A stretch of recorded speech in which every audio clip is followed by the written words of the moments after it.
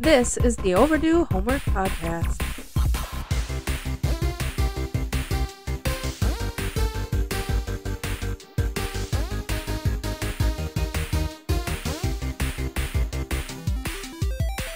Welcome to the show. That's Trav. I'm Drew. And I'm Trav. This is the Overdue Homework Podcast, and as always, we are here to give you our opinions on 80s and 90s media. You can contact us at overduehomeworkpodcast@gmail.com. Trav, how are you doing? Pretty good, Drew. Pretty tired. I've just had 3 days off of work, and I spent it doing a 3-day board game tournament. Okay. So, pretty exhausting. I took second. Nice. It was for money because we have a savage friend who organized the whole thing and said, let's do it for money, even though we're all best friends. So, it got a little testy a couple times. I bet. And, of course, he's the bastard who won of course. The whole thing. But, yeah, I took second, which was $150, so I took a $50 hit. No, a $100 hit, and I just gave third and fourth $50 back, so we all lost $100 instead of all three of us losing $150. There you go. But the guy in first was the one who wanted the money, and I thought maybe he'd follow the lead and give everyone $50 back or something. Nope. So, yeah, that was kind of brutal. That kind of put a little damper on it. Second place should at least win your entry fee back. Right, well, that is what it is. Oh, okay. But I was just trying to be nice because everyone, kind of was pissed about the money situation. So I just said, let's all just take a hit. We'll pay the savage guy who needs his money, and we're not doing it for money next year. I was going to say, no money next year? I mean, it's like, isn't it enough that we just all chip in for the food, and I bought a trophy and all that, but he needed the money. It seemed like that should not for money next year. It seems like a good plan. What were some of the games that you guys played? So one of the best ones we played is Foundations of Rome. All right. So it's like a game you can't even get at stores, and it was a Kickstarter thing. He gets a lot of these Kickstarter things from some website or whatever, and it's a $350 game. Yikes. Up to like $400, depending how crazy of a set you get. And then, we did like Ticket to Ride Europe, and Fun. We did Flamecraft and Wingspan and a bunch of other ones we play, but then some new ones we've never done, like Distilled and Suburbia. Cool. Lots of fun games. Yeah, fun. I'm kind of out of the loop on those new games. I haven't played a lot of board games in the past 10 years-ish, but, I played some. I know Ticket to Ride. I love me some Ticket to Ride, yeah, that's for sure. Definitely. That is faux shout. Took the big old fourth place in that one, though. Oh, that game, is, especially Europe is difficult. It's difficult, especially in the beginning, because you figure out where your two dang cities are, and then by the time you look at your fourth card, you're like, where the hell were those cities again? Right. A friend of mine who introduced that game to me, and when we started playing it, he's like, he did all the rules and all the stuff, and we played the way he played. And he played it so you couldn't lay for your destinations until you had enough cards to completely complete the route. So the board would just be like blank for like an hour, and everybody's just drawing cards, and then it would be over in 30 seconds. Right. It'd be like bam, bam, bam, everything's filled up. Yeah. I was like, this game's not that fun. Like, there's very little strategy to it. It's just who gets the cards first. Exactly. And then I just grabbed the box and started reading the rules. I'm like, we've been playing it wrong.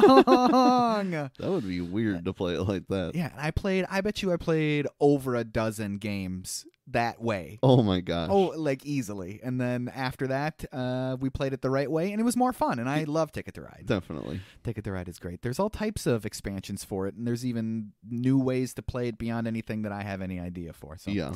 Shout out to Ticket to Ride. I know you're a listener.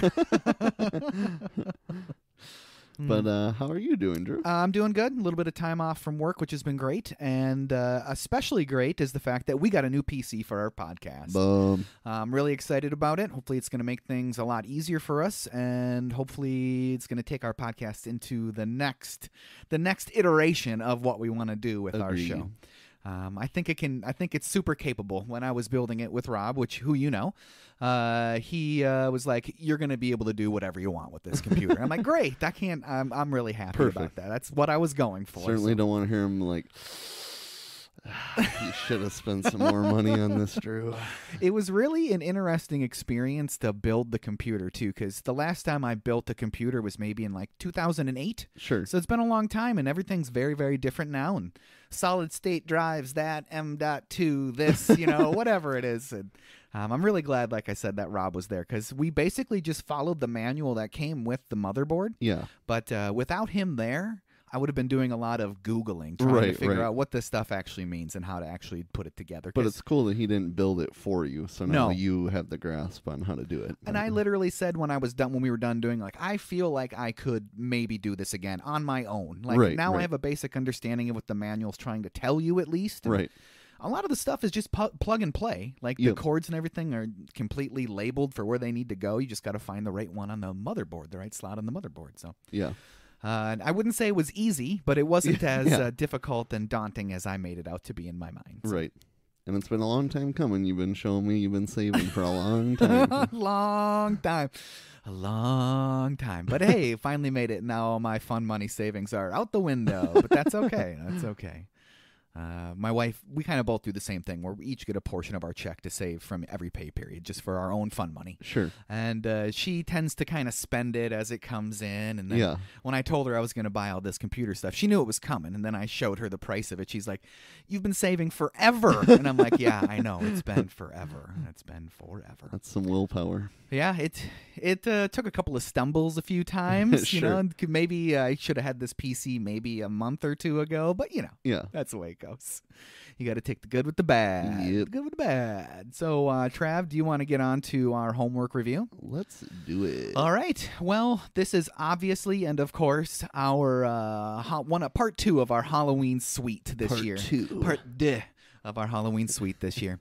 And we're doing 3 different episodes. We're just doing half of a Rugrats episode because the second half of that one was kind of not as Halloween-ish. Right. It was like a scary story kind of, but I wanted to stick with as much Halloween action as we possibly could. Definitely. We're doing Rugrats, Hey Arnold, and Salute Your Shorts. Salute Your Shorts. So we'll start off with the Rugrats. And of course, that episode is entitled Candy Bar Creep Show. Personally, I have a lot of great nostalgia for the Rugrats theme. Oh, 100%. I was thinking the same thing. Whenever that dun dun dun dun dun dun dun dun dun dun dun dun dun dun dun dun dun, just whenever that comes on, it's just like what you're in for. There's no denying what it is. Nothing at all. It definitely hits different out of all the Nicktoons we've done so far. It's like, man, I miss these intros, but when that one hits, it's like, I feel like I probably watch more Rugrats than anything else. I'm assuming it was one of the most played shows for reruns. It definitely was, because I would consider myself to have been a little bit too old for it when it came out. Mm-hmm. But I still watched it because it was on a lot, and I still liked it. I remember thinking, I'm too old for this show, but I still liked it. Yeah. That theme, though, man, every time, like you said, it just really puts you in that place for sure. Same thing with the animation style. I got a real soft spot for the way it looks, too. Yeah. I mean, there was a lot of animation at that time that was in that style. Yeah. Like Duckman. Yeah. The Simpsons, to an extent, it didn't have that wiggle vision type of thing. Right. A little bit later, Dr. Katz was in a similar type of style. That was true squiggle vision, but that's just reminiscent of the animation of my youth. And even though it looks rough at times, I still think it's very serviceable in its style. Definitely. It definitely is very serviceable. And then we're just going to keep on telling you how great Rugrats is because... the title cards, even when that "Papa," it's just it really hits those right notes. It just makes me feel like I'm back sitting on the floor watching Nicktoons on a sunny Saturday afternoon. Definitely. Absolutely love all that stuff. The opening of this episode has that shot from the inside of the pumpkin. I think it's a really cool way to open up that show. It's a really creative way to open up the episode. It's a jack-o'-lantern, Tommy. It's got a face just like yours, and she just puts that flaming pumpkin directly in that child's face, right? Just directly in his face. We move over to the babies, and they decide that something is going on. So automatically, it's their mission to find out exactly what is going on. Obviously. Tommy says the grown-ups are acting pretty weird, and they don't know what's happening. And enter Angelica, the amazing Angelica, the character you just love to hate, but hate to love to hate, whatever you want to say. She's always a very pivotal character in every episode. She just really acts as that catalyst to what's going to happen, it seems like. Besides Tommy, she really gives you that antagonist angle in the episode where Tommy is trying to just get everybody to do something and get what their mission is and what the episode's going to be about. Right. He doesn't have bad intentions. No, Angelica does. Angelica does. Is she his cousin? Yes. Okay. Yeah, because it's Drew's daughter. So, yes. Right. It's Drew and Stu. Drew and Stu. Drew and Stu are brothers. Have you heard the conspiracy theory about Angelica? We haven't done Rugrats. Yeah, we did Rugrats already, right? No, we haven't done any Rugrats. Yeah, Rugrat. so we have not talked about this then. There is a wacky conspiracy theory about the Rugrats. So trigger warning, I guess, for anybody out there that wants to fast forward 30 seconds-ish, because it does talk about the death of children in it. So sure. Trigger warning. So none of the babies in Rugrats actually exist. They're all figments of Angelica's imagination as a result of her parents' negligence. Interesting, okay. So a Tumblr user named Radio Retaliation, whatever you want to say it. It's a very long. Maybe I'll credit him. I don't know. You can Google this and whatever. So Chucky would have died with his mother, which explains why his father is a nervous wreck. So they both died in childbirth. Yep. Tommy was a stillborn baby, which explains why his father, Stu, is always in the basement making toys for the son he never had. And finally, the DeVilles had an abortion to compensate for not knowing the sex of the baby. Angelica invented the twins in her head, one boy and one girl. So there's a conspiracy theory for that is way dark. Way dark and very, very wacky. So somebody thought of that. Yeah, if you skipped that portion of the podcast, welcome back. Welcome back. It's brighter on this side. And I can give you this part, dear podcast listener, if you did skip it. Arlene Klasky, who is one of the creators of Rugrats, told BuzzFeed at Comic-Con, a lot of people believe that conspiracy theory, and she said, and no, it is not true. So, right. They did not write the show with that in their mind. No, that was never our intention. But nice try. Yeah, anyways, Angelica introduces the babies to the Reptar Bar. The ever pivotal Reptar Bar in the looks so Rugrats. good. It does look so good. God dang it. She's surprised that they don't know what a Reptar Bar is. Don't you guys eat candy or watch TV or do anything you're supposed to? So she explains it to the babies. They're just in awe of the candy bar in Angelica's hand. A Reptar bar is chocolate and nuts and caramel and green stuff and then she goes into that little song and dance, which I'm assuming is like reciting the commercial. There's no other. It kind of had more of a radio jingle thing to me, but TV commercial, radio jingle, whatever. Right. Everybody's been there. Very relatable for anybody, especially as a kid. What's very funny relatable. about that is the voice of Tommy Pickles is Phoebe from Friends' old singing partner who leaves her to do radio jingles. Interesting. Yeah. R.I.P. I think she died. The Tommy Pickles? Yeah, the Tommy Pickles. I think so. I think she yeah, died. The I think original she one did. died. Yeah. R.I.P. That's interesting. Ding, ding, ding, ding, ding. If you had Friends reference on your bingo card, you can cross that one off. Cross her off. Anyways, who says advertising to kids does not work? Because it certainly does. It works. I mean, it works on me. I once again want a Reptar bar, even though they weren't actually a thing. I'm sure they have existed in some form or another, right? Like, but not like that. Not exactly because they like have that. them at the big candy barn. They have Reptar something, but it's not like a chocolate bar. Oh, like come on, what are you thinking? Why hasn't anybody made the actual Reptar bar? Come on, somebody out there. We might have to be the one to start the movement. Willy Wonka, I know you're a listener. Aside here, have you seen the preview for the Willy Wonka with Timothée Chalamet? I have not. It's like a prequel and tells you how Willy Wonka came to be who he was. Oh, sure. It looks really cool. Nice. Moving on. So, of course, because she is Angelica, she tells the babies that they have to, the only way that they can get Reptar bars is going trick-or-treating on Halloween. And she gets to go trick-or-treating and they don't. So there. Like Halloween. Halloween. What's Halloween? Right. Angelica leaves, and the babies see Dee Dee and Drew with bowls of stuff, including Reptar bars. Whoa. They got to get some, but how? Uh-oh. Tommy's got a plan, because that's what Tommy do. And Chucky's nervous already. Always. Always nervous. Doesn't want to get in trouble. Nope. Outside, Stu is erecting a sign that points to a haunted house in the backyard. He smashes his thumb because cartoons. But for some reason, that's one of the most memorable thumb smashes in my entire life. That's one that sticks out to you. Definitely. I've seen that so many times. That's awesome. So when you think of when somebody hits their thumb, I honestly think of that. When I watch awesome. that I love again that. today, I'm like, holy cow, I still think of that. That's awesome. I absolutely love that, Trav. I really, really do. Why would they do this elaborate, like, haunted house for children in their backyard? Makes no sense when their kids aren't old enough to appreciate it. I Right. mean, Angelica's sort of. But they weren't even going to have her come. And he's No. like, I already promised her. Right. Yeah, it seems very, very far-fetched. It seems. Especially with the grandpa who is so close to the edge of craziness. Yes. I don't think he should be involved in any way. Yes. I mean, it's a little bit of an odd point for me in this episode, but I guess you had to have some episode somewhere. Right. Yep. And it is interesting, too, how they completely abandon their youngest children inside and don't pay attention to them at all. At all. At all. As a matter of fact, they close the shades so they can't even see them anymore. You stupid babies. In the weakest security playpen I've ever seen in my life. But okay. It is. And it is ultimately a super elaborate, I shouldn't say super elaborate, but they put a lot of time into it, this little haunted house that they did. Yeah.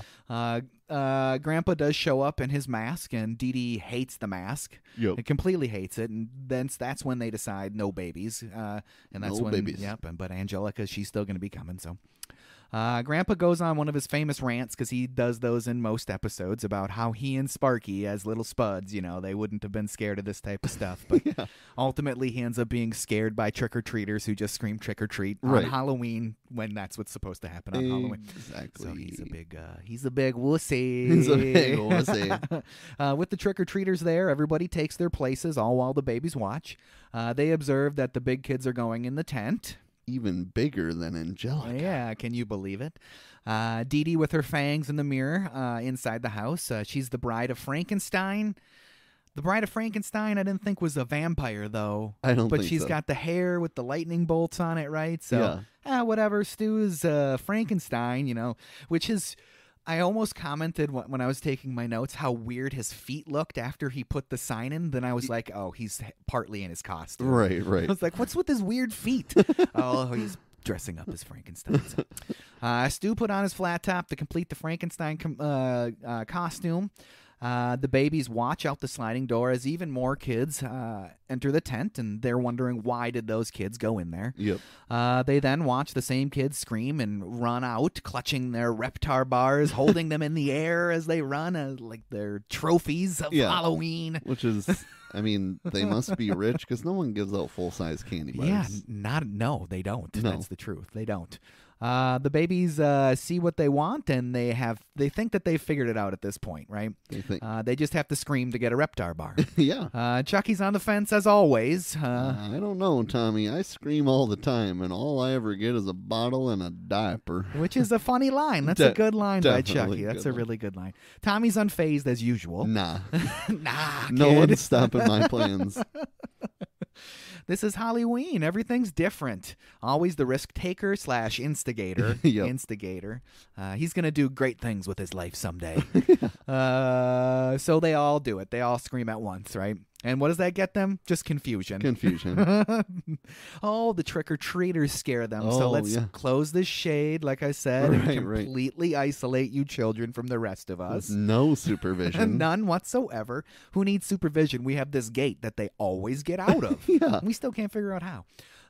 Tommy knows what they have to do now. They have to go scream inside that place, as he still references it. So they say, we got to get into the tent, and Chucky protests as always, and Tommy insists, so they go. So they go. So they That's go. what happens. That's what happens.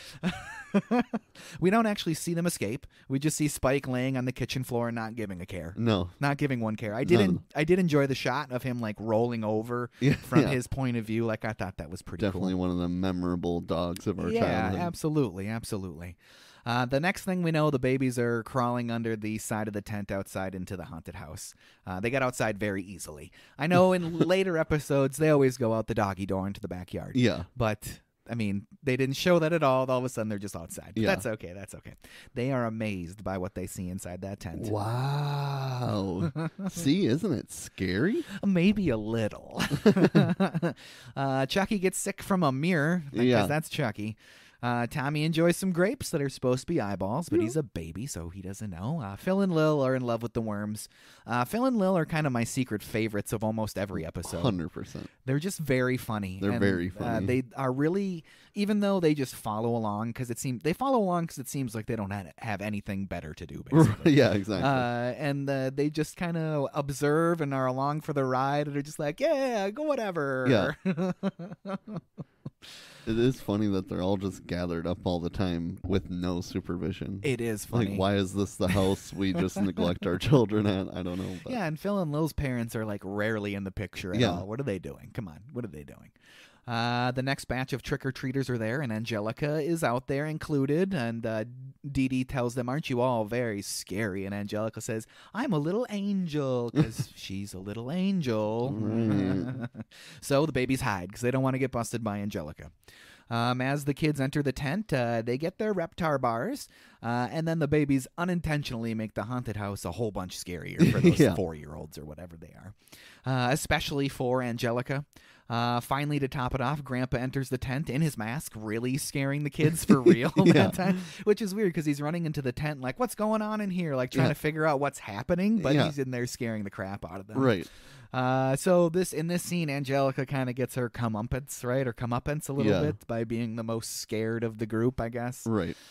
Grandpa slips and falls on the grapes, and he lands on the ground, breaking his hip and immediately like ruining the rest of his adult life.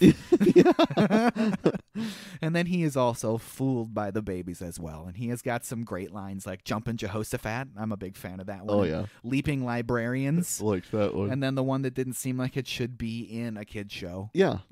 Hoppin' horny toads. Okay, Gramps. Thanks, Grandpa. It's inappropriate. In the confusion, and while Grandpa attempts to escape, he is his perceived ghosts. He knocks down all the goodies. Yeah, and the babies reap the benefits. They get quite the haul, taking it back to the living room. Yeah, they just get, like, it's bags of candy. That one bag looked like it weighed more than Tommy did, and he had it slung over his back. Outside, Grandpa is trying to convince the rest of the family that he saw 2 zombies. 2 zombies. Stu and Drew definitely are not buying it, though.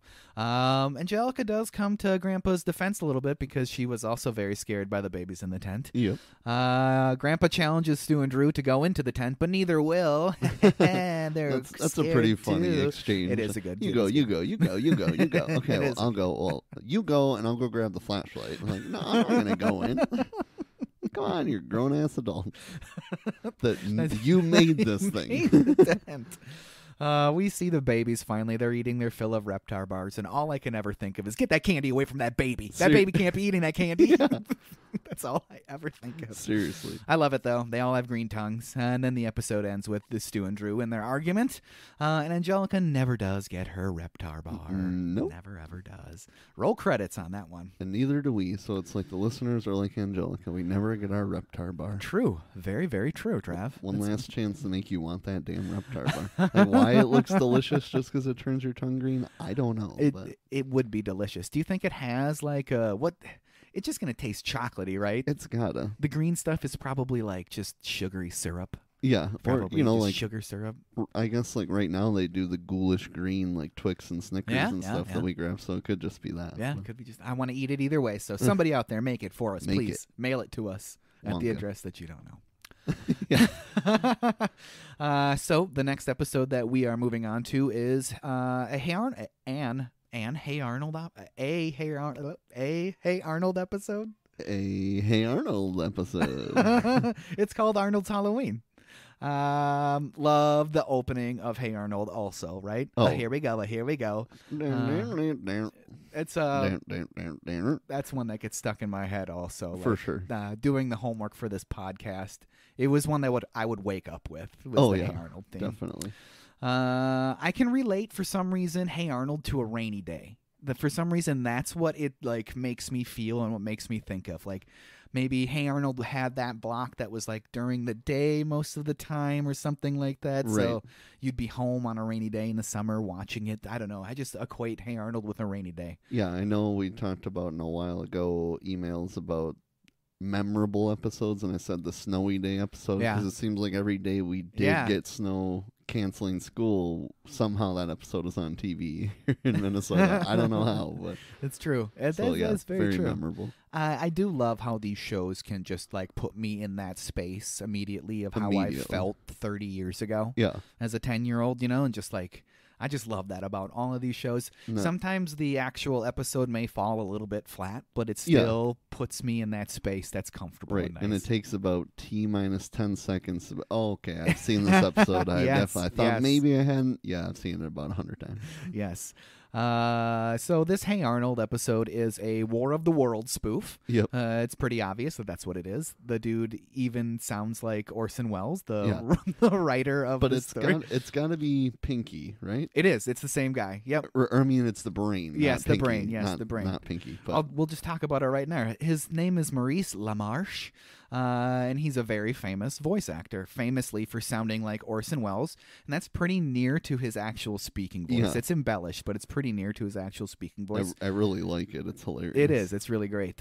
He was in The Real Ghostbusters as Egon Spengler. Okay. That's a great show. I don't know if you were a fan of it. Never seen it. Oh, my God. It's amazing. The Real Ghostbusters is I love that show. We'll get to that one. He was in Captain Planet. Definitely seen that. Love me some Captain Planet. Animaniacs. He was a big-time voice actor in Animaniacs, and he was the brain. Mel Gibson, Michelangelo, Jack Palance, which he was in Batman 1989, nice. And Marvin the Martian. He also does Marvin the Martian now. That's awesome. Spartacus, Wacko Warner burping. So every time a Wacko Warner burp, that's him. That's kind of cool. Not necessarily. That's really cool. Marvin the Martian's my fave. Yeah, right. And then in Hey Arnold, he's Big Bob Pataki every episode. Oh, okay. The narrator in Cat Dog, and then he's also Calculon, Kiff, Croaker, Morbo, and Lur in Futurama. Nice. And if you're a Futurama fan, you will recognize his voice immediately. Yeah. He's still very active today. So aliens are on the minds of all our characters in this episode. They're all watching TV in the common room of the boarding house, which has got some very interesting characters in it. Yeah. We'll definitely, because I got a feeling we're going to do more Hey Arnold after this one, because it was very, very good to watch. 100%. So we'll get into those characters again some other time. But so they're watching the Z-Files, which is an X-Files parody. Yeah. You were an X-Files fan? I mean, I've seen a few episodes, but I didn't watch it much. I didn't watch it much when it was on because it scared the crap out of me. Yeah. But as an adult, I watched it in reruns and had borrowed DVDs from people and stuff. And I really loved X-Files, so nice. we're going to do some X-Files sometimes too. But they're watching the Z-Files, and at the end of the episode, tune in to the Z-Files next week when the aliens invade. And everybody's disappointed that they're not going to get the payoff, which I don't know how they didn't, because back in network television, like, you would be watching the clock while you're watching the show, and you'd be like, well, the show's over in 5 minutes, and there's like an hour's worth of story left. They're never going to finish this. So it should have been no surprise. Should have been obvious. No surprise whatsoever. But up next, it's UFO Tonight with your host, Douglas Kane. He sounds like Orson Welles, like we said. I would have watched UFO Tonight in the 90s. That's what I would have watched, and I would have gone to bed with nightmares every night. Exactly. Because all that UFO stuff that was on in the 90s, it would scare the crap out of me, and literally would be like, there's aliens in my basement, which is always like the weirdest thing to think. Why would they be in my basement? Why my basement? I don't know, but I just want them to leave. Why would they start in the basement to begin with? Grandpa interrupts the gang watching TV because it's time for them to discuss the annual boarding house Halloween party. Gerald and Arnold want to help, but Halloween is a serious business, and it isn't for children, according to Grandpa, which is a great line. Absolutely love it. Coming from the man married to that woman. Right. I love her, but she is crazy. Do you love the rim shots that are in the episode after the jokes? The it seems like a kind of a laugh track of sorts, maybe cueing kids to what is actually funny or not. Right. But I still think it's kind of endearing to the show and adds to the joke because it almost signifies a lame joke or like a stupid joke. Right. But I love that stuff, and it gives it some charm. Grandpa is a big fan of Halloween pranks because he's a weird dude, just like his wife, Grandma. Yep. Arnold and Harold, they leave. Arnold and Gerald, I don't know why. I might have said Harold before, but Arnold and Gerald leave the boarding house as the rest of the tenants argue over costume choices. Like the two want to be Frankenstein, which is it's pretty funny. So Gerald asks Arnold if they're going to do the same thing as last year, and Arnold says no. This year the grown-ups need a good scare, and it's going to involve aliens. Yeah. Yay, aliens! So we move over to the Pataki's house with Big Bob Pataki, and he's playing poker with his friends Harold the Butcher and Harvey the Mailman. Also, while watching UFO Tonight, Helga comes into the room, Helga comes into the room to talk to her dad, but is told to move because Bob can't see the TV. Yeah. He also calls her Olga, which is her older sister. Right. Helga doesn't take kindly to that. How many times is he going to call me Olga? Does he think it's funny or something? I bet you, to some level, Bob either knows and thinks it's funny because he's not a great dude. Right. He is certainly not a great dad, that's for sure. Maybe. Maybe he thinks it's funny. Bob and his friends have a discussion about aliens, and Bob is a believer, while the other two are not. Bob even had his own close encounter one time. He was bringing home some cut-rate Canadian transistors across North Dakota when his truck was abducted. And then he was found. He woke up. So his truck was abducted, and he woke up wandering around the parking lot of a Royal Fork smorgasbord, which is an interesting sentence. Yes. Royal Fork smorgasbord. Helga has heard this story a million times as she's laying on the couch listening to it, and she's mouthing the words as he's saying it, so Bob's friends don't believe him. In the alleyway with the kids, Helga is laying out her plan now. They're all going to dress like aliens to scare everybody. Yep. So now, this is our first instance. Helga's going to try to scare some people, and Arnold and Gerald are going to try to scare some people. Yep. I wonder if they're going to relate to each other. Oh. So, using foil and paint and some silver fabric, Harold is in charge of the paint, by the way. That's a good point to remember. Yep. Helga asks Football Head and Tall Hair if they are in or out of her plan. They are out. They have their own idea for some holiday mischief. But being the infinitely nice dude that Arnold is, he invites everybody to his house for a party, although it's secretly to work more into his plan. Right. I'm sure Grandpa will appreciate that. It's going to be a great way for them to fake their alien invasion. It's going to make all the boarders go out of their minds into the depths of insanity. Kind of like maybe the last episode. There you go. He should have gotten Arnold should have gotten his hands on the puzzle box from Hellraiser. And really made them go insane. Exactly. I got way dark. Back at Helga's, and she's ready to hit the town in her full alien costume. That was very quick. Those kids know how to resource some materials by themselves. Yeah. No money, just resourcing materials. Yep. She wants to show her dad, but he is way more interested in the paper and specifically finding out how much money he lost on football. Helga pesters her dad to take a short glance, and then he does, and that's it. Another touching father and daughter moment. If anybody needs me, I'll be soaping windows. Did you do Halloween pranks as a kid? No. I didn't until I was a teen, and it was limited to TPing my friend's house. Sure. Friend's house. One friend we got a lot, and his dad had to tell us to stop doing it. Sure. He's like, you guys got to stop. That was the extent of my Halloween pranks, and I was well older than trick-or-treating age at that time. Yep. At the boarding house, some trick-or-treaters come to the door, and Grandpa swears, and Grandpa answers and tells the kids to grab themselves some worms and cockroaches. Just wow, actual worms and cockroaches. Actual worms and cockroaches. The kids run away screaming, just like I would have. Obviously. I still would. Yes. Inside the boarding house, and the party's really bumping. Everybody's dressed to the nines in their Halloween costume. And Yep. is there a gag with Grandma's costume? Because she's a witch playing the bagpipe. I racked my brain for trying to put a witch in Scotland together, a witch and bagpipes together. Like, what is the gag there? Is there a joke? I don't know if there is one. Just supposed to be really weird? I think so. Grandma's weird. Because she's super Because weird. Grandma's weird. And then I can't remember his name, but the whiny dude complaining about his cape, and I don't know why that woman stays with him. I know. I can't think of his name for the life I of me. just think of he says Susie is Yeah. her name, but I can't think of his. But yeah, he's a piece of crap. He's got a whole like, he's got a whole episode where she leaves him and they help him get her back, and I'm like, run, lady, run, run. I want to say it's like Oliver, but I don't think that's right. It's Ollie? close, something like that. Yeah, something like that. It's pretty close to that. So Gerald and Arnold's plan is beginning to be revealed as they hijack the radio in the boarding house to put their own rendition of War of the Worlds on over the radio waves. Although they kind of like portray it as being like just through their radio, because the way it looks like it's connected and stuff like that. But they do say later that they have a transmitter that they use.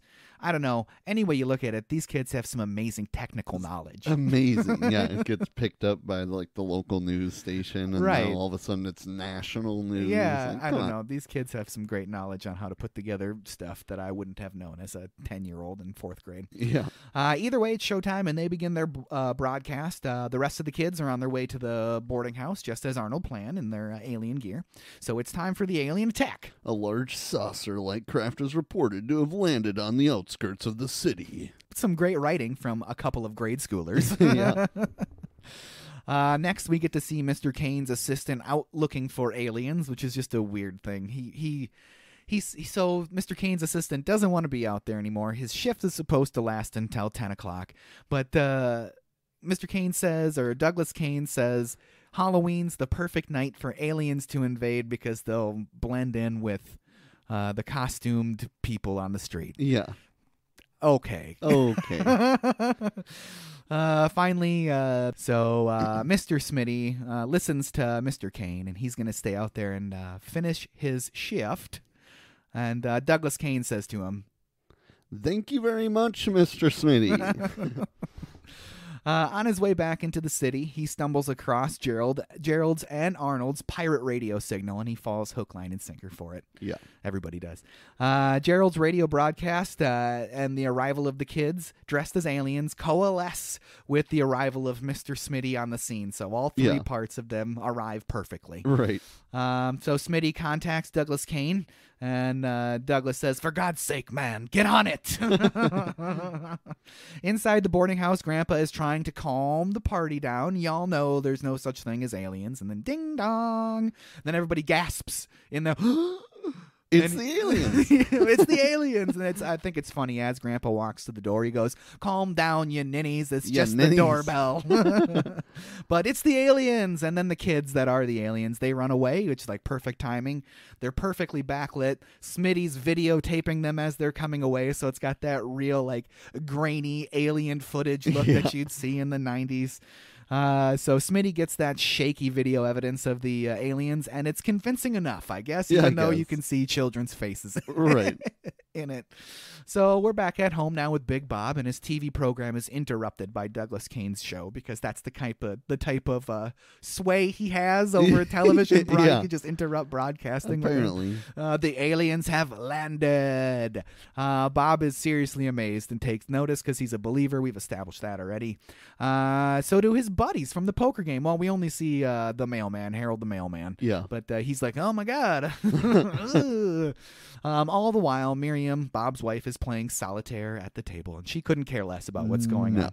So I noticed earlier in the episode when she appears by voice only, you also hear the clinking glass sound of like ice in a drink. Yep. Is she supposed to be portrayed maybe as a drunk She kind of talks like a drunk. I She's think really she is. slow. I feel like that's a thing in the show. Is it? Yeah. Like, do they do an think so. episode about it? I think so. I mean, not maybe one specific episode, but I feel like she does have maybe like a cocktail glass or something like It's that. interesting that that's in a kid's show, but I don't know. That just kind of Yeah, it's kind of rough.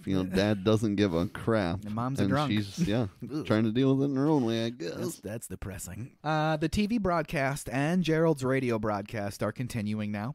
All the action is at Wells Ridge, where the mothership is located, which is a water tower. The water tower where these people live every day of their lives. Yeah. And they're completely fooled by it for some reason or another. Arnold and Gerald and Stinky orchestrate the lighting of the tower. Okay, Stinky, the eagle has landed. I don't see no eagle, but I'm going to go ahead and plug these lights in.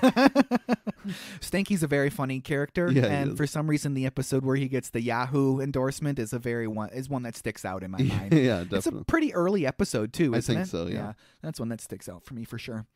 So there are so many lights on this water tower that these kids again were able to resource from somewhere somehow. It fries the electrical panel that's up there on the ridge, which for some reason fries the power plant, which then fries the whole city's power grid. Come on. But the lights at the water tower stay lit up. Yeah. Okay. It's bit of a it's- stretch. It's a bit of a stretch. It's a kid's show. It's okay. We'll just go with it. Yeah. By this time, the city is in a complete panic, and Grandpa thinks it's a good time to hit the road. The city is in like some serious chaos, like air raid sirens, searchlights. It's some very like mid '90s Batman movie stuff. Isn't it? I was just waiting for Val Kilmer to make an appearance. Arnold confesses to the situation though, because he's a good dude and he's seen that it's gotten out of hand. At first, Grandpa doesn't believe them, but Arnold's got all the answers for him, like the aliens are the kids from the class. They used his old transmitter, and the mothership is the water tower. So Grandpa's like, okay, that's great. I'm actually proud of you. Let's go try to fix this, because I love pranks, even though the city's in pure chaos. Yeah. But what about Douglas Kane? He's been going on about the same story, and that's when the light bulb goes on for Gerald and Arnold that some really bad stuff is going on because of what they did. Yeah. And then Arnold's a really good dude. He's wondering where his classmates are. They're still running from the people at the boarding house. Well, short man, it looks like we better go save your friends. So they run into Grandma, or Pookie, as Grandpa calls her. She's the best, and I wish there was more of her in this episode. I really love that turtle episode that she's in. It's a very heartfelt episode. They go save that turtle. It's a very great episode. That one's a super good episode, and you, of course, remember the Fly episode, teaching karate. Yes. Oh, yes. I did not remember it until you just said it, but yes, that is solid. That is a very solid episode. That turtle's name was Lockjaw, by the way, if anybody's Lockjaw. wondering. Great episode. That's a good one to start on. I believe it's episode 2. Oh, sure. I believe it's episode 2 of the whole series. So Grandma is headed out in what looks like some sort of freedom fighter geared. Yeah. She's working with the underground, and she tells them don't wait up. And Grandpa says, "You crazy old bird." Crazy old bird. I love that. So we're back with Bob and Miriam, and Bob finds out that the beeper system is overloaded. So this time it's personal. It's personal. And they said on the public broadcasting system, the emergency broadcasting system, that the beeper system was overloaded, because that was vital knowledge in the early 90s. Yeah. Okay. But that means it's time for Bob to get the Hummer out, because Bob is the type of guy that would own a Hummer. Of course. Back with the kids in the alleyway, and they've been cornered, and they have come to a dead end. They're pleading for their lives. Literally pleading for their lives. Please, we're just a bunch of 4th graders. This is just paint, but it won't come off. Harold got permanent exterior latex. What a jerk. What a jerk. So the kids are on the run again. And none of these adults believe the possibility of these being children on Halloween. Nope, it is fully English-speaking aliens, 100%, with no weapons, nothing. Nothing at all. Arnold, Gerald, and Grandpa are trying to do something about the situation. They're trying to get the word out that it's a hoax that they perpetrated on everybody. They run across Bob in the streets. Well, Bob nearly runs them off the road, actually, which is pretty funny. Bob's rallying his troops, and they're going to go kick some alien butt, because that's what Bob likes to do. Yep. Douglas Kane is getting his stuff together and plans to catch all of this on film. And they go to Wells Ridge. I like how he's very concerned with his makeup case. Be careful, man. This could be the last makeup case on Earth. So back with Bob and his group of vigilantes, they're patrolling the streets. I don't know why they're not going to the mothership quickly, but they're just kind of patrolling the streets. Yeah. They run across Principal Warts practicing his surrendering, which is very funny. I'll offer to take them to the children. He seems like a great dude. So they pick him up. They discover that Warts is going to surrender to the aliens. They ask him what's with the chocolate and nylons. Like, that's weird. That's very weird. Very, very weird. Bob threatens to kill Warts if he doesn't straighten up and grow a spine. And then Warts does his best cheering. Go, humans, go. Fight, fight, fight. Such a weird, like, why does he even have to be in the episode? I know. It seems very weird. Very weird. It's funny, but the average fourth grader is going to miss the joke of him being like a spineless weirdo. Right? Exactly. Because, I mean, the nylons only make him a weirdo, and that's it. Yeah. Spineless weirdo. So we're back with the fleeing kids. And I think it's Harold that says, if we'd only dressed up like pirates, this would all be avoided. They decide to run to the top of the ridge because no one will find them there. Yeah. I guess. Let's just go to the top of the ridge. It's so the story can happen. They run across Stinky, and he tells them that all of their problems are because of a prank that Arnold and Gerald played. Arnold! And then Arnold miles away in the car. Did you hear something? Yeah. So he's wondering what the kids are doing now at this point again. And flash to the other kids. Stinky is getting whooped. Back with Bob and his friends, the butcher and the mailman. Why is he in uniform? Why is the mailman in uniform? That's his alien fighting gear. Yeah, apparently. I'm dressing like the mailman. He always wears that. He does. They make it to the mothership. How can they be so blind to the fact that it is the water tower now that you're like less than 100 yards away from it? Come on. I get being whipped up into like a mass hysteria and stuff, but by the time you even get close to where you know the water tower is in the city you've lived for how long? For your whole life, probably. Something's gotta click. But we're also talking about someone who was holding his daughter clean for safety, and he didn't believe her, so... This guy is not only a bad dad, he's kind of a piece of crap. And he also knows how to make a large bomb out of beepers. Yeah. Okay. A beeper bomb, all wired to an egg timer for some reason, because it doesn't need a timer. It explodes on impact. Yeah. Okay, Bob. Bob heads to the top of the ridge after he wires those beepers. He says he's going to wave his hand so Harvey the mailman can launch that thing, and that's going to be the signal to launch the beepers. All while Principal Warts is tied to a chair that they had with them, and he's still chanting, "Go humans, go! Fight, fight, fight!" Yeah. I want to know what the original audio was for that, because I bet you he said something completely different. And probably censors were like, he cannot say that. I wonder what it was. We also see that Douglas Kane is there and is broadcasting. He's obsessed with the fact that he might be the last award-winning journalist alive. He's a really great character. Yeah. Very self-absorbed, but I think he's played well in this episode and is pretty darn funny. Yeah. Does he make any other appearances in the series? I can't think of any off the top of my head. Yeah, I can't think of any. It doesn't mean he doesn't. Doesn't mean he doesn't. It would probably be like on TV in an episode, not really in person. So now that everybody's at the water tower, mothership, Arnold rushes to the top to stop all this nonsense.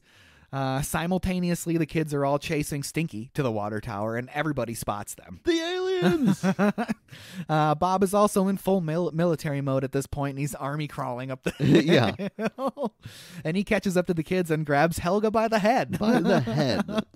Arnold tries to stop him. Mr. Pataki, stop! But there's no stopping Big Bob at this point because he's having a full psychotic break.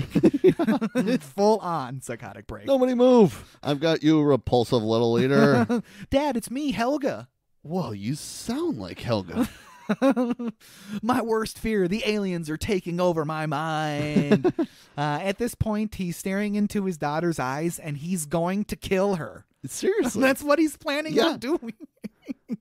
But just in time, a strange football-headed boy is running in to stop Mr. Pataki. It's really Helga.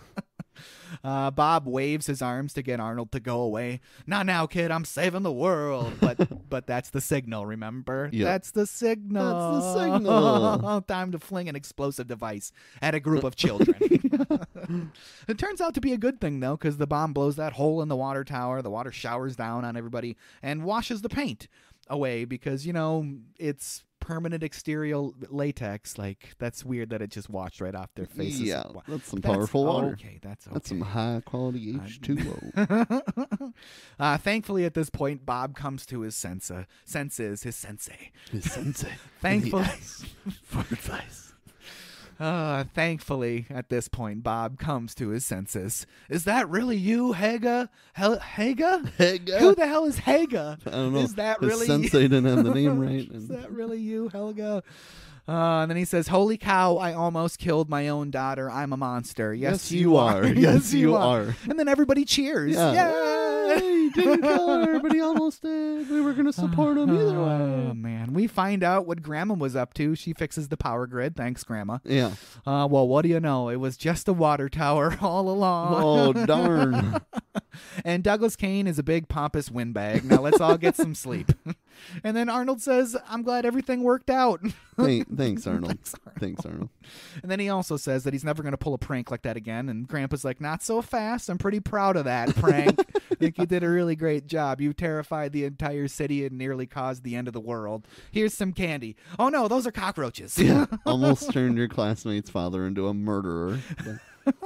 It was a pretty good gag to leave the episode, to end the episode on. And then Grandma bids us adieu from atop the water tower, which is like a perfect episode for for a Halloween. Yeah. The perfect ending for a Halloween episode because she screams, "Happy Halloween." So, Happy Halloween. yeah, that's great. That's a good episode. I really enjoyed that episode. It's one that I Very remember watching on Halloween on Nickelodeon. Oh, yeah. So it was just a very fun episode I feel to like watch. all these themed episodes or holiday-specific Yeah. episodes we've probably seen exponential times more than the rest. Because, again, it took me about 10 seconds. Yep, I've seen this one. Yeah, that's a very good point. That is a very good point. So they were good picks. Definitely good picks. So our final episode of this episode, our final Nicktoon of this episode is a Salute Your Shorts episode, and it's Ghost Story. And it's another very, very iconic episode. You can't say Salute Your Shorts without Zeke the plumber. Yeah. They're pretty much hand in hand. Yes. It's got to be one of the first episodes that everybody thinks about when you think Salute Your Shorts. Zeke the Definitely. plumber. So we open up with Sponge's video diary, which seems super duper similar to the very first episode's video diary. Yeah. It was like almost the exact same thing. This is the rock we call the rock, and this is the Yes. path we call the path. Like, oh, all right. But thankfully, we ran across something interesting. Bobby Budnick. Bobby Budnick. He was defacing one of the trees in the sacred forest. He's carving "Ugly is a loser." That way, the kids of the future will know what a complete jaboni he is. Not jabroni. Not jabroni. Jaboni. Jaboni. Jaboni. I don't think that's a thing. I don't think so either. I don't think it's a thing. Bobby is busted by Ugg. Hi there, Robert. Very creative. He covers it up pretty well, though. I was just scratching it off. Yeah. Ugg has no proof? Question marks. Nope, Sponge recorded the whole thing. Not a problem. Give me the tape. Give me the tape. Give me the tape. And it's a cold open for a show. I love cold opens in general. I find them fun for any type of TV whatsoever. 100%. And you put it in a kid's show, it's like making trusting your audience to understand that this is kind of its own little thing in comparison to the episode. And, Right. you could say that's a lot to ask from 10, 11, 12-year-olds, but I like that it's in there. Agreed. I like that a lot. So I also super appreciate the opening theme every time. I watch it every time. Obviously. Every you can't time. skip that. You can't skip it. And then the end, the think, I don't wanna stink, I don't wanna live, I don't wanna ugh. I just love that so much. Seriously. Every time. Like most of the episodes, we get some insight from Dr. Khan right away. This is Dr. Khan. Tonight's activities will be a terrifying ghost story about Camp Anawanna's history. Or bingo in the rec center. First prize is a box of licorice. Yeah. And so this story is the one that Budnick tells to everybody. Yep. So he's announcing to the camp that one of the children here is going to tell a story tonight. And you have either that option or go to the rec center for some bingo. A story, by the way, that literally lasts like 2 minutes. 2 minutes. Yeah. That's it, guys. That's all I got. And I find it pretty unrealistic that how much everyone doesn't like Bobby Budnick, that he can get them in no time to all just gather around. Right. They're all doing their own thing. He's like, all right, gather around. And they just stop talking and listen. Nah, not happening. I'm sorry. Everybody does go to the ghost story because, I'd rather go to the ghost story and maybe catch a round of bingo or two afterwards. Yeah, I don't know. exactly. And it established that in that scene, it establishes that Bobby doesn't like spiders. That's gonna come back to haunt us. And he tells the Zeke the plumber story. It's a well-known story, obviously. So that's the other thing. Everybody kind of already knows the story. At least some people do, because Donkey Lips keeps interrupting with what he's going to say. Exactly. Right. So Donkey Lips keeps interrupting. Zeke got his nose bit off by a parrot in the Philippines. That's just a great line. Like, what an abstract thing.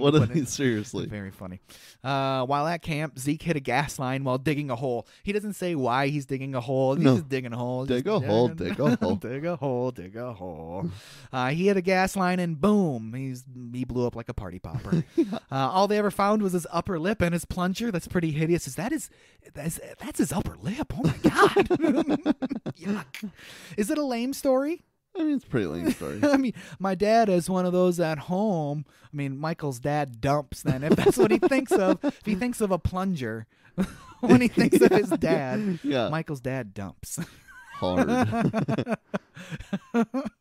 It is funny too, after they find out that the plunger is cursed, that he tosses it to Telly and then he starts wiping his hands on the other girls. It's a very tween boy thing to do. Yeah. Turns out anyone that touches the plunger, Zeke visits them in their dreams. And then ZZ hits the nail on the head. What is this guy, the Freddy Krueger of custodians? Yes, that's exactly what he is. Zeke wears a big ugly mask to cover up his face because it's scorched. Because it's scorched. That's the first time I watched this, somehow I missed that he said that. So then when you see Zeke, I'm like, this is the best they could do, is put this super fake mask on there. But then I rewatched it again, and it's, okay. That is explained, at least. But once again, just like Freddy Krueger, he's all burnt up. But whatever. Right. Telly and Michael both touch the plunger, so now Zeke is going to come visit them and suck their brains out. Thanks, Donkey Lips. Ugg breaks up the horseplay and threatens to send everyone back to their bunks, and Telly thinks that's a really good idea anyways. All the girls head back to the bunk, and Bobby Budnick hits him with the sweet dreams. Thanks, Bobby. Thanks, Bobby. Now we're in the girls' bunk. They're all a bit spooked. Dina is creating a toothpaste circle around her bed. What exactly is she doing? I don't know. Well, she heard that there was something in toothpaste that keeps ghosts away. It's something 2 of the 3 doctors recommend. Which doctors? Exactly. Which doctors from the island of Limbago? It's in the book. A Girl's Guide to Ghouls. That's a great bit. That is a good bit. It's kind of like their own little bit of like a who's on first type of thing. I thought it was very funny. And I can only assume this camp has extra toothpaste. They must. Because she for sure used a whole bottle to go around her bed like that. She definitely. Parents were pissed. I ran out of toothpaste the second week of camp, and I haven't brushed my teeth in it has nothing to do with ghost stories.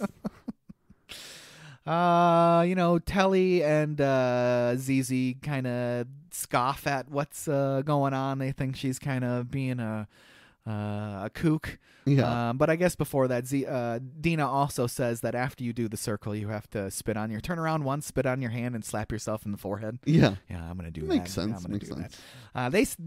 Telly and ZZ scoff at what she's doing, and they just go to bed, so it's lights out. then it's lights back on because somebody makes a noise and they're like, is it Zeke? Yeah, Is it Zeke? One of you three made the noise, whatever. So the lights are back on. Telly and Zizi are doing the same thing that Dina just did. It's not because of ghosts, it's because of ants. You got to keep those ants away, right? Gotta keep them ants away. You know what I'm saying? You know what I'm saying? In Trailer Park Boys, just like for you, when Stu hits his thumb, that's something that you think of every time. Whenever I hear "Know What I'm Saying," I always think of J-Rock in Obviously, Trailer Park.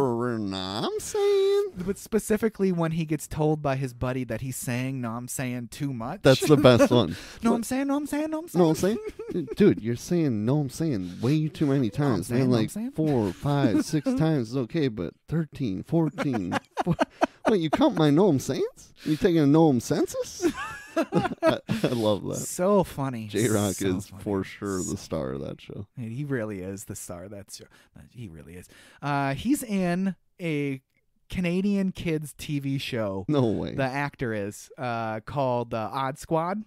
And so Jamie, I can't remember the actor's name. He is like a very popular and well-known like TV presenter in Canada. Sure. So he's on all types of shows. He's kind of like Sacha Baron Cohen a little bit, not in so much like the prank stuff, but he's got a ton of different characters and he had his own show and stuff, and he's been on all types of other shows. So it's just interesting to see him show up in these kids shows that are produced in Canada that are on PBS in America that my daughter watches, and I'm like, it's J-Rock. It's J-Rock. Know what I'm saying? No, I'm saying. So back to the boys' bunk. We hear that creepy sound that signifies Zeke encounter is on the way. The camera pulls in on Michael's face. He's the first victim of the night.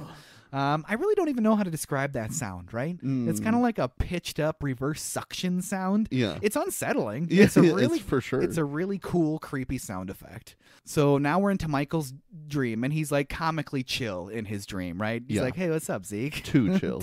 Too chill. Maybe he's just an experienced lucid dreamer. Yeah. Maybe he's just saying his first time. Not his first rodeo with scary stuff in his dream. It's a little bit of a scary interaction for a kid's show. It's kind of weird, right? It's dark. There's a toilet in the room. It's a plunger, some weird guy in your bedroom. Yeah. So Zeke seems to have plunged up a little bit of dirt on Michael. It's Harry the Hippo. He plunged that out of Michael's brain with his plunger. Sucked it right out of there. Michael obviously doesn't want this info to get out. That includes his thumb sucking. I mean, I used to suck my thumb. I used to suck my thumb. Zeke's preferred form of torture is embarrassment. That's what's established, which basically probably a big deal for 13-year-olds, but not a big deal as you're an adult. Like, yeah, sure, I got a stuffed animal I sleep with. I don't care, man. Right. Squishmallows are awesome. They are awesome, man. Especially the ones that you can turn inside out. It's like a 2-for-1. Oh, dude, flip mellows. They're the best. We have one that turns from a dragon to a dragon fruit. Nice. That's cool, man. So the nightmare ends with Zeke going in with the plunger to get more fears and insecurities out of Michael's brain. It seems so elaborate as you're discussing it, but it doesn't seem that way in the show. But it is kind of funny that he's literally plunging things from your mind. He is. Michael awakes and goes and gets Harry from his bag and throws him in the garbage. Poor Harry the Hippo. He goes in the trash. So the next morning at breakfast, there was a slight mix-up at the dairy this morning. Please discard any milk labeled expiration date 1983.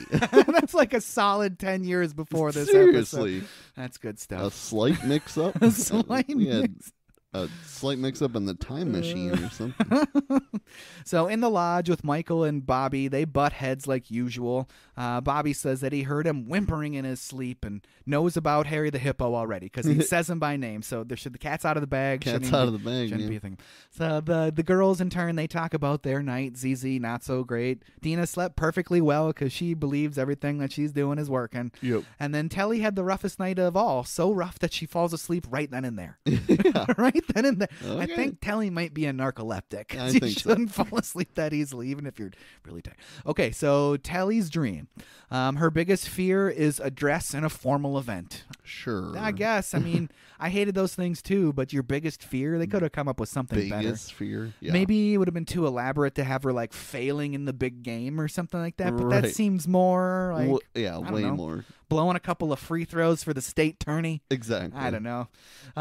She said she wanted to play ball, not go to a ball. Are you deaf? No. Dead. That's a pretty good gag. Funny stuff.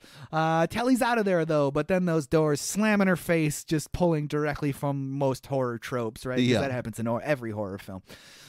So then cue some weird dancing with Zeke and his plumber. It's just kind of weird. This whole scene is just kind of weird. Yeah. Telly's trapped for the rest of her life, and she just starts saying, I gotta get out of this ball. I gotta get out of this ball. And then she half wakes up, and then she's saying, I gotta get out of the ball. I gotta get out of the ball. So she switched her whatever tenses. That's not really a tense, but whatever. Michael wakes her up. Hey, Telly, wake up. Michael's acting is not the best ever in the show. Not really. You had a nightmare about Zeke the plumber, didn't you?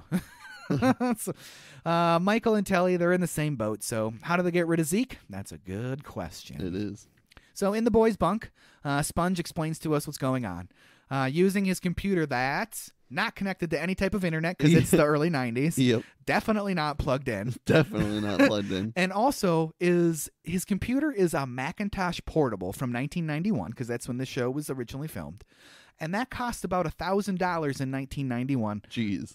Being over $2,200 in today's money for a 13-year-old to bring to summer camp. Yeah. Not so much happening. It is a portable computer. It had up to 10 hours of battery life, the stuff that I looked up. So it could just be running on battery power. But what is he doing? Does he have like a Word document open? It's not even a Word document. It'd just be like what did they used to call them? What did they call them? Word processors. Yeah, it's just a word processor that's open on his computer for some reason. I mean, it looks cool. I like the nerdy cheese factor of it. Yeah, it looked fits cool. his character. Yeah, it looked cool enough for me to like do some research into it. Right, What kind of computer is that? So Telly and Michael got so scared that they're having nightmares about a fictitious ghoul, and it's all Bobby's fault. So they want to get back to him, but how? Enter Bobby. And on the spot, with no preparation whatsoever, Michael comes up with what turns out to be a fairly elaborate plan. Yeah. So I get it. It would just be like the basis of a plan, challenging to stay out overnight. But man, he came up with that really fast. Really fast. I know how to get him. I've been thinking about it forever. So he dares Bobby to stay in the clearing where Zeke died. And then Bobby asks him, so what's the bet?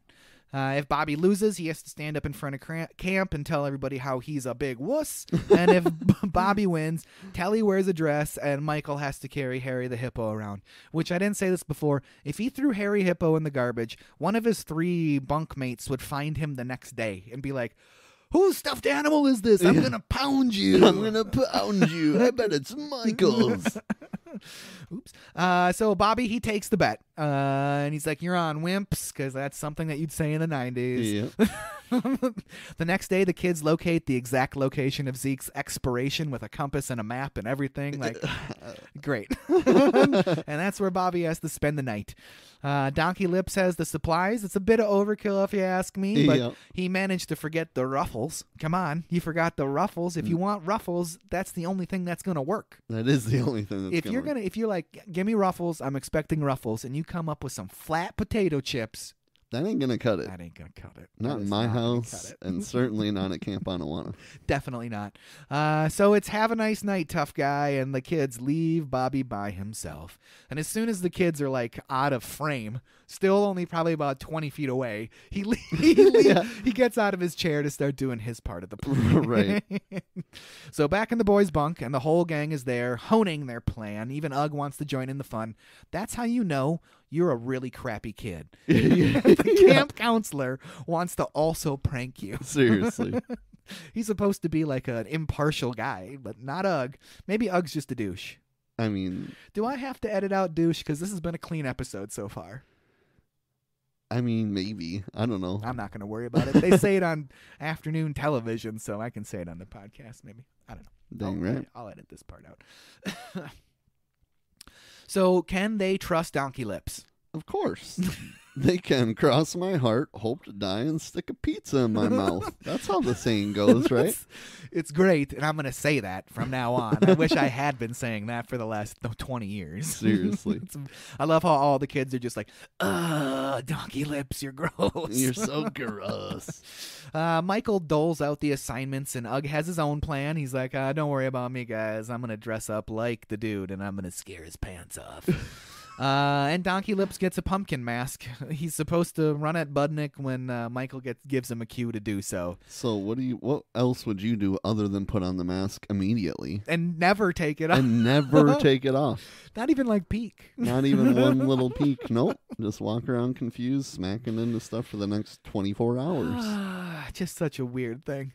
So we're back in the woods, and Bobby, and he's spreading the potato chips as an early warning system, shaking up the pop cans because that lasts forever. You can't just let a pop can sit out and be normal. Nope, that is permanent. That's permanent. That is permanent in the 90s. That's something that they changed in the early 2000s. Yeah, there was legislation in Congress to make sure our pop cans were less dangerous going into the new millennium. Definitely. It was a really big thing. It was huge. Look it up. Yeah, if you don't remember, I don't know where you were. Yeah, it was called the Decarbonation of America Plan.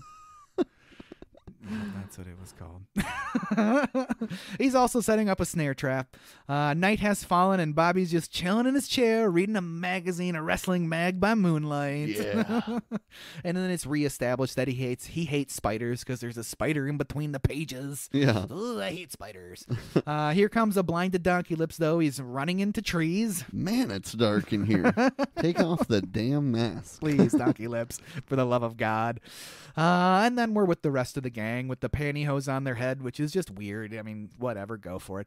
They're crunching on the chips. They're alerting Bobby at this point, and they think they're going to get the jump on Bobby and charge at what they think is Bobby at this point. I'll say Bobby again in that sentence.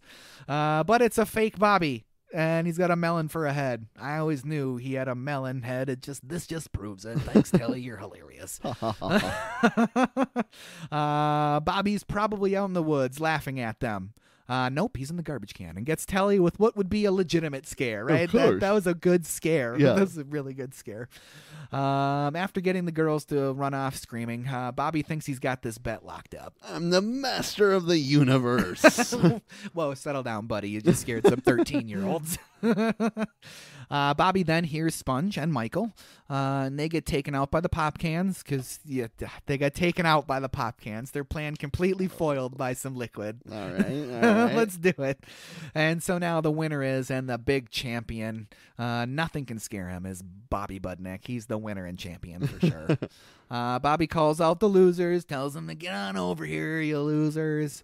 He tells Telly to go get her frilly dress and Michael to carry around Harry the hippo. Everyone's going to see how big of wusses they are. Yeah, putting on a dress makes her a wuss. Yep, it does. All right. What an end to Bobby's Zeke the plumber story. He's really proud of himself. But wait, there's more. Someone else is in the woods. Dun, dun, dun. Is it Donkey Lips? Nope, he just gave himself a concussion by running into probably the 30th tree for the night. Yeah.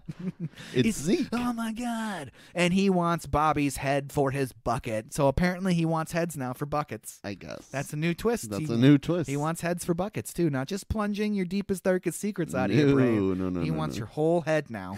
He needs that escalated. whole head. He's escalated. So let the horror movie chase begin. That's what they're doing. That's all it is. Bobby eventually runs out of steam there and collapses in front of a tree. Well, planned run out of steam. Yeah. He pleads with Zeke to make a deal, but it's a no-go. Zeke can smell his fear. Besides, he doesn't make a deal with cockroaches. What if Bobby tells Zeke everything he's ever done that was bad at camp? Like carving Ugg as a loser in the sacred tree? But how would Zeke know that? He can see into your head, Bobby. Then he should have known that Bobby was luring him into a trap, I guess. Obviously.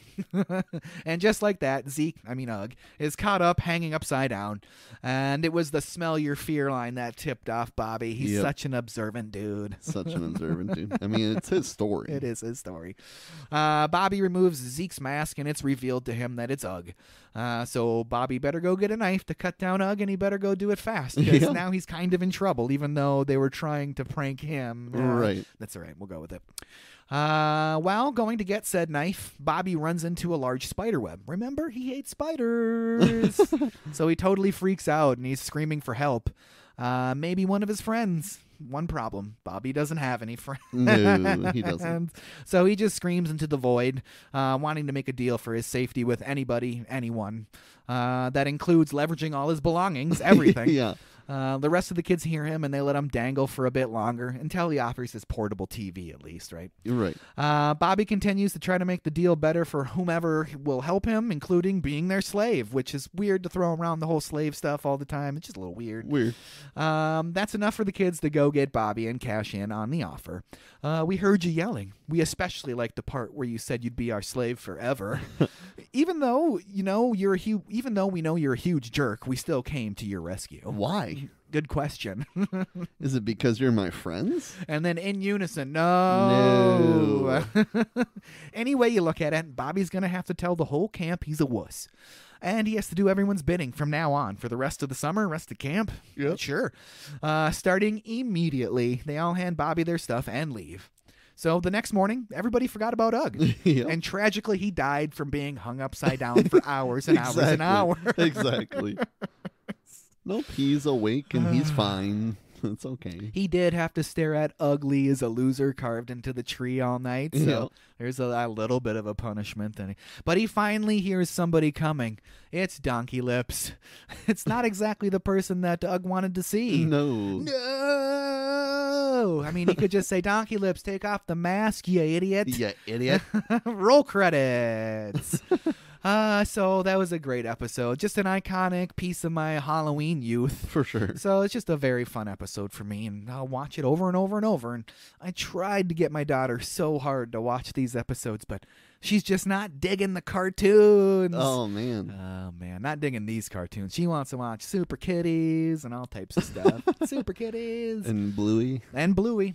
I'll give Bluey some props. I'll give Bluey a little bit of props. It's a pretty good show. It's a pretty good It's a pretty good show.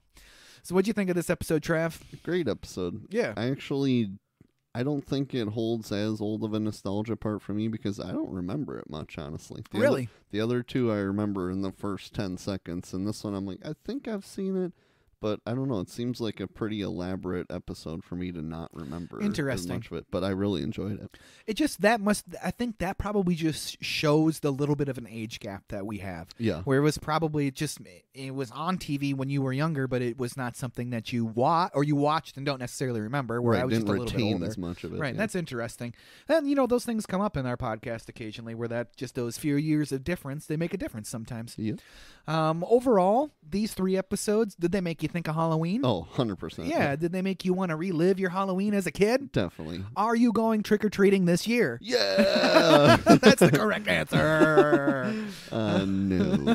But I have eaten my fair share of Halloween candy. Good for you. Are you guys doing candy? Yeah, we'll be passing out Nice, candy nice. for sure. Pro tip in the screen door, if you can take out the glass part of do you have like a split screen door glass thing? We don't even have a screen door. Dang. We can't do it on ours, but we used to take the glass out of our old screen door when I was a kid, so you could just open up the inside door and hand the candy out through the screen door. Nice. Yeah, we can't do it here because we got the fancy one where you pull down the glass and the whatever the netting comes down behind it. But we'll be out trick or treating this year. We're trying to figure out what we're going to do for family Halloween costume theme. Sure. It's Cam's first Halloween, so he'll be out for about 10 minutes, about as long as a 6-month-old can be. Yeah. But we're pretty excited. We kind of had maybe do a Bluey, speaking of Bluey, where I'd be dad and mom would be mom and Evie would be Bluey and Cam would be Bingo. Nice. Yay. Well, we've talked about that. Evie's not sold on it. She wants to be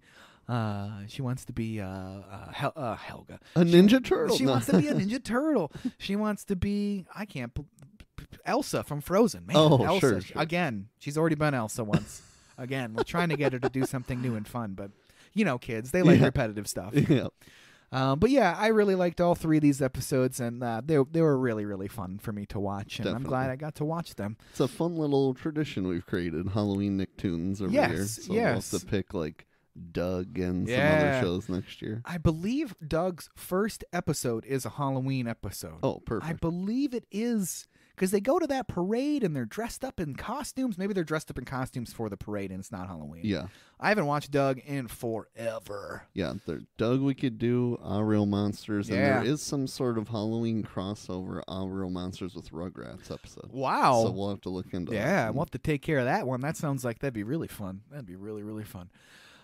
So with those episodes out of the way, do you want to talk about the homework assignment? Let's hear it. So this homework assignment is a big one, folks. So get your game pads and your VCRs ready. We're going to do 007 Goldeneye movie and N64 video game. Dun, dun, dun. Exciting. And this was a listener suggestion. Thanks, Jake. Thanks, Jake. Unofficial third writer of the podcast. Yep. So Goldeneye, the movie, was directed by Martin Campbell, screenplay by Jeff Kane and Bruce Firestein, story by Michael France, based on James Bond by Ian Fleming, produced by Michael G. Wilson and Barbara Broccoli. Broccoli. What a name. Barbara Broccoli. Starring Pierce Brosnan as James Bond, or 007, as you may know him as. Did you know Liam Neeson turned down this role? I did not, but that's pretty sick. It is pretty sick. 1995, Liam Neeson, please. That would have been awesome. It would have been. It's kind of funny, though. His reasoning was he didn't want to be an action star. That makes no sense. That's all the second half of his career has been, is action movies. He's got a particular set of skills, and he's going to use them on bad guys. Man, that is crazy. Liam Neeson's is my shit, that's for sure. Oh, definitely. It's also starring Sean Bean, or as I like to call him, Sean Bean. Sean Bean. As Alec Trevelyan. So Alec Trevelyan, the titular character Alec Trevelyan, our main villain. Trevelyan is the last name of a very famous movie critic in Great Britain. And he is very famous for A, his reviews, and B, hating James Bond. So the writers used his name in this movie as kind of like a, hey, we're using your name, even though you hate us. You hate this? Well, you're the villain. We got Isabella Scorappucco. Oh, that was terrible. Let me try again. Isabella Scorupco. Yep, as Natalia Simonova. We got Famke Janssen as Xenia Onatop. That name. We got Joe Don Baker as Jack Wade. Robbie Coltrane as Valentin Zurkovsky. Techke Kero as Dmitry Mishkin. Gottfried John as General Arkady Grigorievich Umarov. Alan Cummings as Boris Gorishchiko. Michael Kitchen, that's just quite the name. Michael Kitchen as Bill Tanner. Serena Gordon as Caroline. And Desmond Llewellyn as Q. Samantha Bond as Miss Moneypenny. So her name is Samantha Bond, and she was in a Bond movie. That's kind of cool. All right. Dame Judi Dench as M, and Minnie Driver as Irina, and that was Zurkovsky's mistress. Blah, blah, blah, blah, blah. Cinematography. Phil Mejia. Edited by Terry Rawlings. Music by Eric Sierra. I'm gonna go Sierra. Production companies was Eon Productions and United Artists. Distributed by MGM United Artists Distribution and United International Pictures. Release date was 13th of November 1995, and that was the Radio City Music Hall premiere. November 17th, 1995 was nationwide, and November 24th, 1995 was the United Kingdom, the UK release. It had a budget of $60 million, box office of $356.4 million, and that is 732.9. We'll call it $733 million in 2023. Holy cow. That's almost $1 billion movie. Yeah, that's way more than I was expecting, honestly. It was kind of like the re-emergence of James Bond, though. Right, because this is the first one, right, of the Pierce Brosnan ones? Yeah. And there hadn't been a Bond movie in the 90s, I don't think. I think this was the first one. I could be wrong. I'm no Bond expert. Yeah. But this one, as of 2023, is on Prime. So if you subscribe to Prime, you already have this movie. Boom. So Goldeneye for Nintendo 64 was developed by Rare, published by Nintendo, directed by Martin Hollis, produced by Martin Hollis, designed by Duncan Botwood, programmed by Mark Edmonds and Steve Ellis, major programmers. I'm sure there were many, many more programmers. The artists on the game were Carl Hinton, Adriana Smith, and B. Jones. Composers were Grame Norgate, Grant Kirkhope, and Robin Beanland. What a name. Beanland. My name's Robin Beanland. It was performed. The platform was Nintendo 64, and it was released in Japan on August 23rd, 1997. Released in North America on August 25th, 1997, and in the UK on November 7th, 1997. And of course, single player and multiplayer. And if you don't have this in your collection, go buy it on eBay. Yeah. That's what I did. It's going to be here. Hey! Quiet time. Hey, I'm serious. If you're going to be in here, you got to be quiet. Can we have a snack? Did you just hear what I said? You have to wait 2 seconds. Okay. So it's either in your collection or you need to go buy it off eBay. Boom. Boom.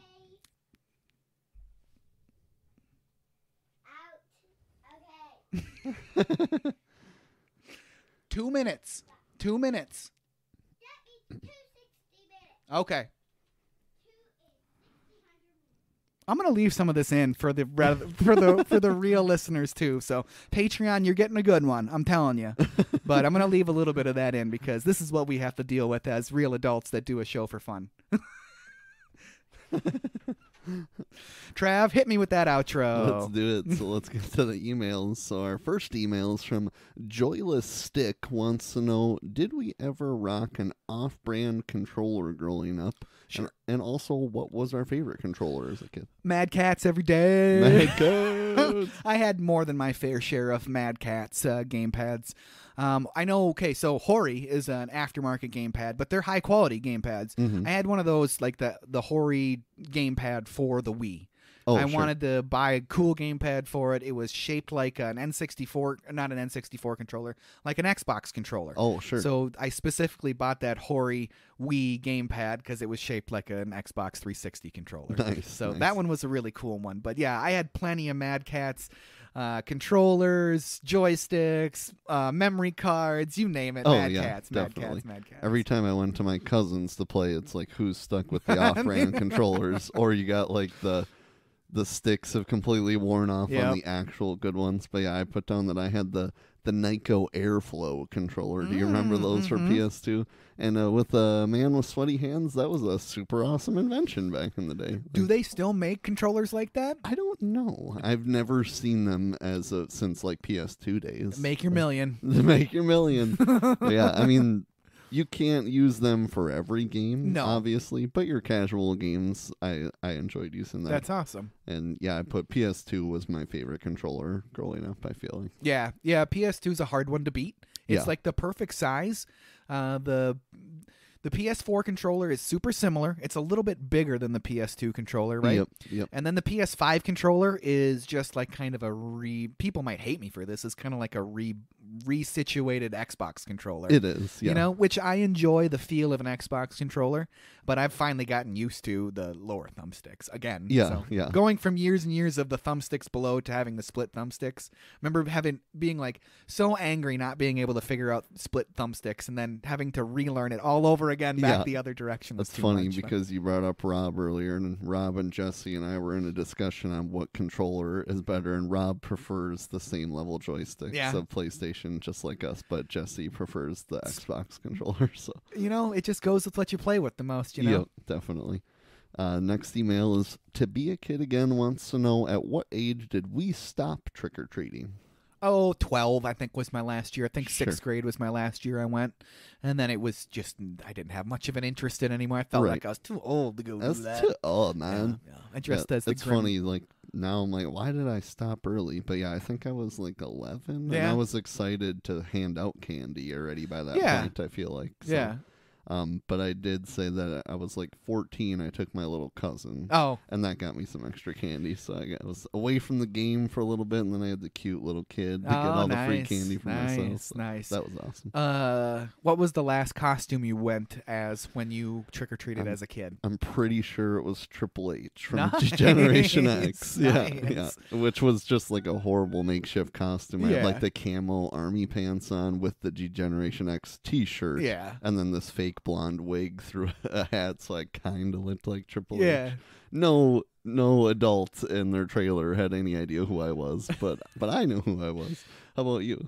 So my last one that I went as trick-or-treating was the Grim Reaper. Nice. And I remember being really proud of the costume because I like made the scythe that he had out of like hockey stick parts and stuff. Nice. And it was pretty cool. Spray painted it, taped it all up to make it look all cool and stuff like that. Had one of those masks that you pull down, sort of like the Scream mask Right.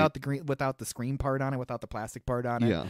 Went around scaring people. Like laid once we got back, I like laid on the bench by my parents' front door while trick-or-treaters were still coming in there, and people thought I was like a dummy or some straw thing, and I would jump up and scare them, and like it was pretty funny. It was pretty fun. It was pretty fun. So that was like my last big Halloween.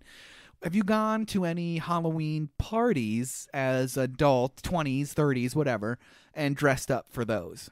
No. No, I mean, never? We went downtown one year Yeah. dressed up as I was a priest and Lauren was a nun. Fun, So fun. that was kind of funny because I'm not a big drinker. So I was all the drunk people coming up to me, like asking for repentance and whatever. Like that was kind of fun. But yeah, That's I've never went to a Halloween themed party. My sister used to throw a Halloween party pretty often before we all had kids. Well, even up until when I had kids, but she didn't have kids yet. And so one year I went as a lumberjack because it's super easy to pull a flannel out and get some suspenders, so it's Definitely. super easy. And then the last year that we had the party before all the kids came into the picture, I was Abraham Lincoln. So Nice. I got a top hat and then one of those T-shirts that women wear that have like a sexy body bikini lady on it, and then wore a name tag that said the 26th president, right? So it's Yeah. Abraham Lincoln. Nice. Pretty funny. I That's thought it was awesome. funny. So that was the last time I really dressed up for Halloween, but I'm dressing up this year. Yeah, I mean, last year handing out candy, we did Waldo and Wanda Oh, or nice, whatever. nice. So that was fun. Next email here is from Lacko Jantern, wants to know if we were pumpkin carvers as kids. Yeah, I did that with my family every year. It's a tradition that I've brought on to my kids, and we're going to do it this weekend. So Nice. I'm really excited for it. It's always fun. I did it like 2 or 3 times, but it wasn't something that I made my dad do every year because I made him do all the dirty work of digging the guts out. And I remember after a couple years, he was like, if he's not into this enough, I'm not doing it anymore. So It's fun to do. Pro tip to all of you out there, and even to you, Trav, don't cut the top off the pumpkin around the stem. Cut a square out of the back. And then you can pull all the guts out of there, and then the whole top stays intact, and it's way easier to put lights and stuff in the back. Sure, And sure. You just put some Q-tips, toothpicks in the square that you cut out, and you can jam it back into the pumpkin and seal it back nice. up. Pro tip out there if you didn't Yeah. know it out there already. So. way more professional than I was expecting. Kids, man. And then here is my question for Drew. What has been your favorite Halloween Nicktoon that we've covered so far? We've done like 6 or 7-ish episodes now of different Halloween Nicktoons. So the first Halloween Nicktoon we did was Angry Beavers, Ren and Stimpy. Ren and Stimpy, And Rocco. Rocco, yep. I think I'm going to go with the Rocco episode because I'm just such a big Rocco fan. But that Rugrats episode, man, it really hit me good with nostalgia. Definitely. I think nostalgia factor, Candy Bar Creep Show Yep, that yep. we just did today. But my favorite is for sure the Angry Beavers episode. Yeah, that one yeah. was just a good episode. It really is. And I want to do more Angry Beavers because that show is legitimately funny every day of your and life. then that's kind of like a special upper echelon because we redid that We for did. the Triple Falls We thing, did. and that was a lot of fun. So. Maybe we could reissue that episode. That Right. might be fun. We Yeah. could just do 3 Halloween episodes in a row. Yeah, That'd be fun to do. that would be. Yeah.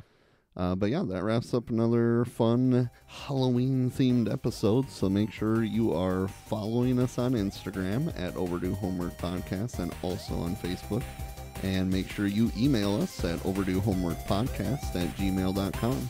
And as always, don't forget to tune in to the next exciting episode of the Overdue Homework Podcast.